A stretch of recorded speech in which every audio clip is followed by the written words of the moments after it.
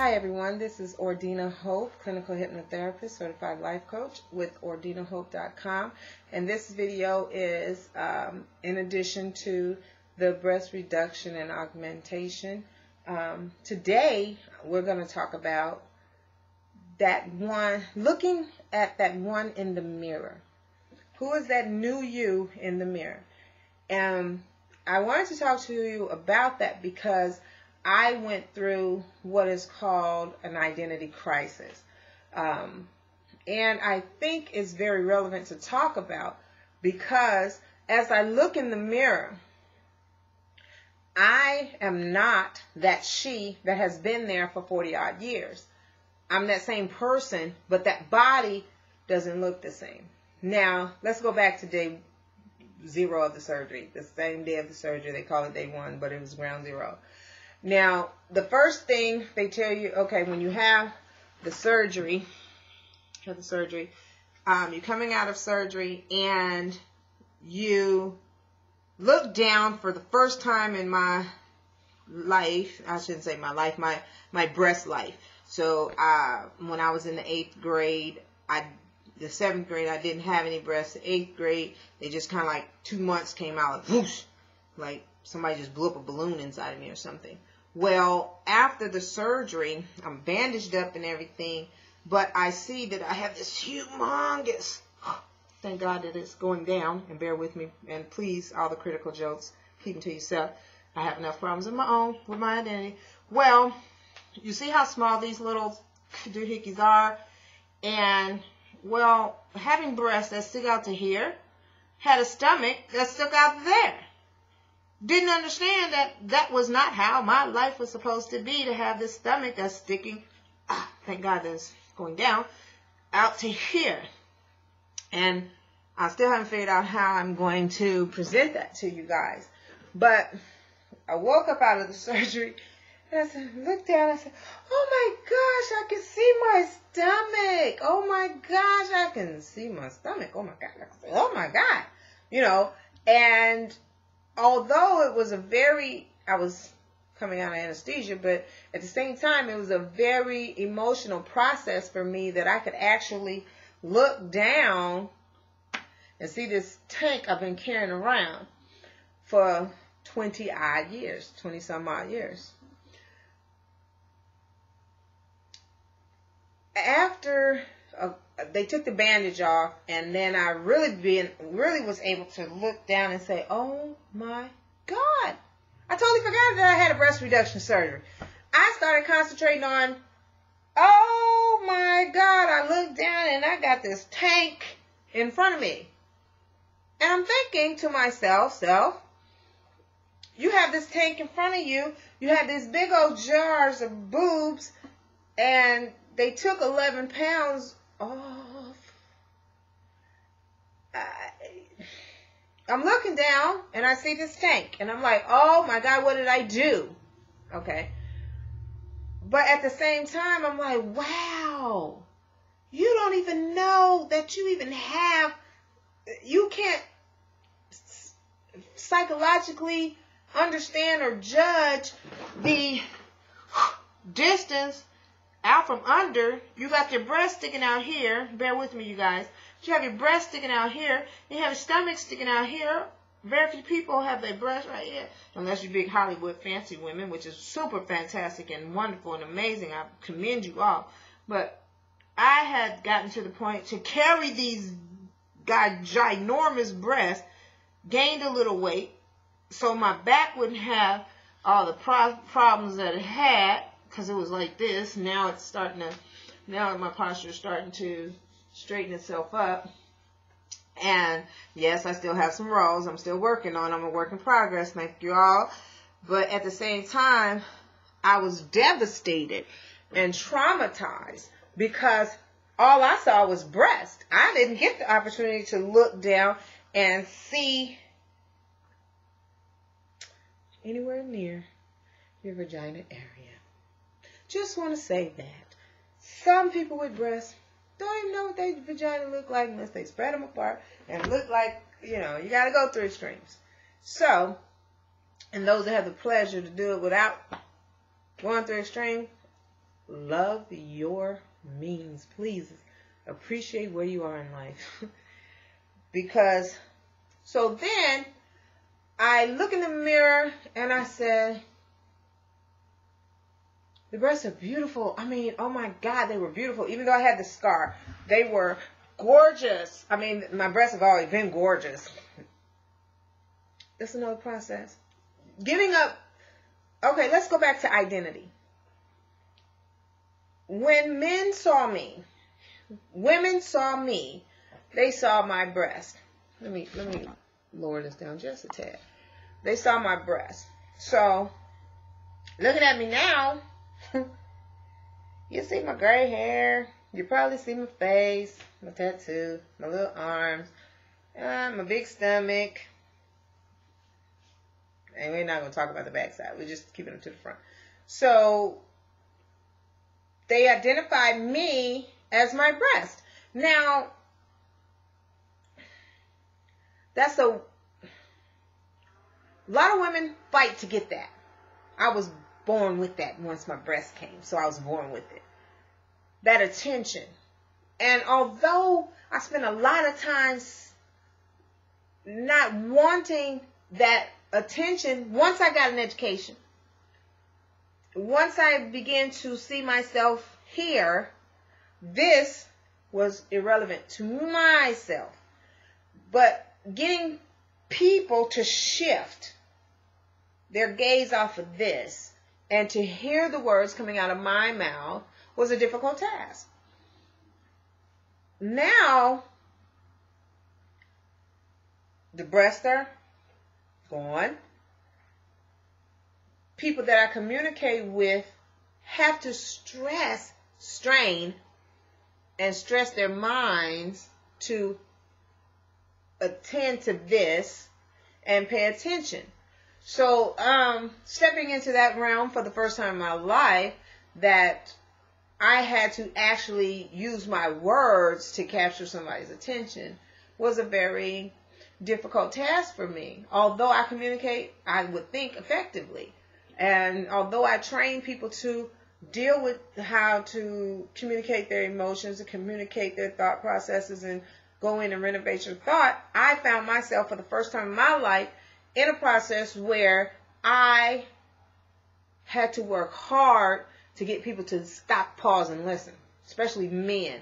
And I work in an environment that are male controlled, which is shifting. So being a personal trainer, a public speaker, and you have this flock of people that you build this following, and mainly male, didn't understand quite why the women were more push-offy towards me, but understanding now, looking in that mirror, what they saw, and versus what the word, they couldn't hear the words that were coming out of my mouth because of the intimidation of what they saw. And the men couldn't hear the word that's coming out of my mouth because of the enticement, I would say, that they saw. Glory be to God, because he did it. So, coming to that part of my life, looking back, I remember being in Hooters, and bam, and the little girl comes along, and she, before she gets to my table, you know, she's the hot ticket potty with the breast shaking and everything, and she gets to my table, and the first thing she does is cross her arms. Well, me not using my breast as a means of getting pay or getting attention, it just automatically came. I felt a little bad for her.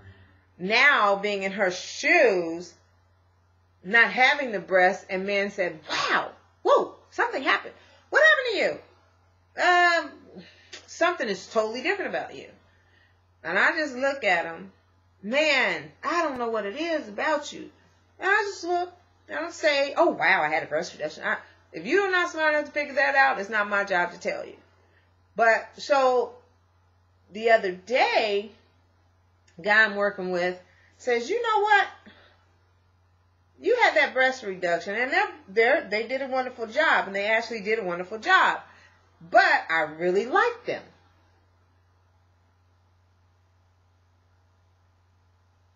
And I'm thinking, really? And he said it like as he was writing this piece of paper. Yeah. Didn't even look up to acknowledge the fact that he even said anything so far-fetched as such. I was like, wow, really? So who was I? And what was I presenting to the world? And why were you around me? You know what I'm saying? So now I got to look at every single person in my neighborhood that has gravitated themselves to me, and those that have weeded themselves out after the surgery make me wonder why you were around me in the beginning. And sometimes it's that sexual energy that a person carries in her breast.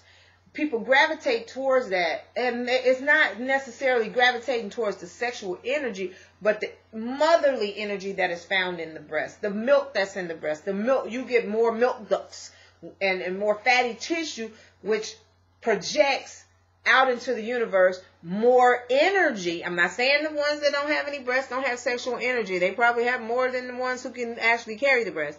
But I'm saying projection, what perception is, what people perceive about you, carrying that big iconic sexual energy, people gravitate towards it. Just like you walking around, you say everything is wonderful. How are you? Oh, it's super fantastic and amazing. How are you? I'm just delightful today. How are you? How's this day going? Oh, it's just super fantastic. Although it's raining, it's a wonderful day. You want to be around that kind of person. I do. As well as I try to be that kind of person. So when I looked in the mirror and I said, oh my God, I have to recreate myself. How do I attract people? How do I attract business? Because they were coming automatically, and now it's just like this valve is shut off because they don't know that I'm not my breast. Just like I'm not my hair. This is the first time in my life, I guess, relieving the breast. It's a transformation going on in this mirror, because this is the first time in my life I'm actually seeing my natural hair. In my 40s, I'm seeing my natural hair. This is my natural hair. I've permed my hair all my life, all that I can reflect back to and remember. And I don't think this is no bad hair.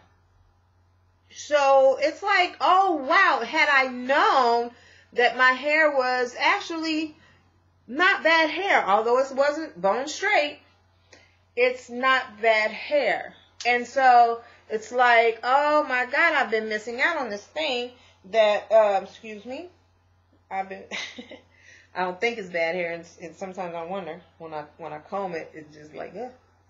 So anyway, excuse me, but I'm looking in this mirror, and then once the healing started taking place and I was comfortable with the healing, and then I began to look, because I used to look at my breasts all the time, because I was like, wow, men gravitate to it where they see what's so different.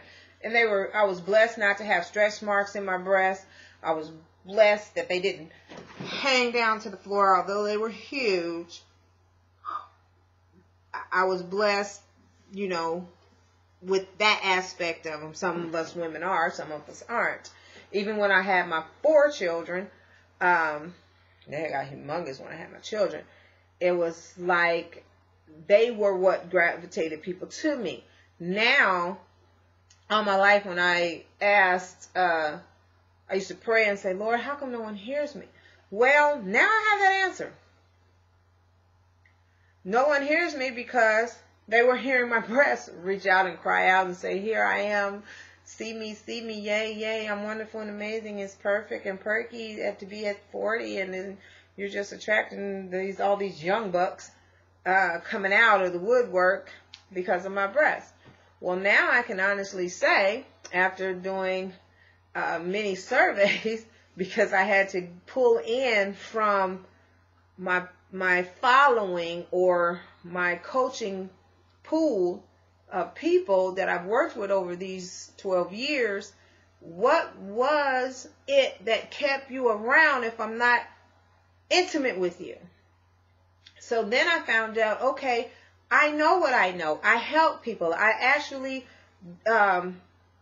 created a process of transformation in people. So I found my validation. So now when I look in the mirror, I can see this transformed being, which I am spiritually, mentally, physically, and being molded and transformed. And for those that, yes, it was an electric surgery, but just as how this elbow goes up, this one still is protruding. So I having to work on it to get it back in order. And I really appreciate the doctors that saw the emergency and chose to give me a new lease on looking beautiful. Remember, you're a beautiful, amazing, wonderful, and dynamic person, and thank God for you. Let's go over to the next video, and I think I'm going to talk about, incision awareness. Wonderful and amazing. It's going to be a dynamic process. See you over there. Have a blessed day. Ordina Hope, OrdinaHope.com. Don't forget to email me with your questions, OH@OrdinaHope.com. OH@ORDENAHOPE.com. Have a super fantastic day.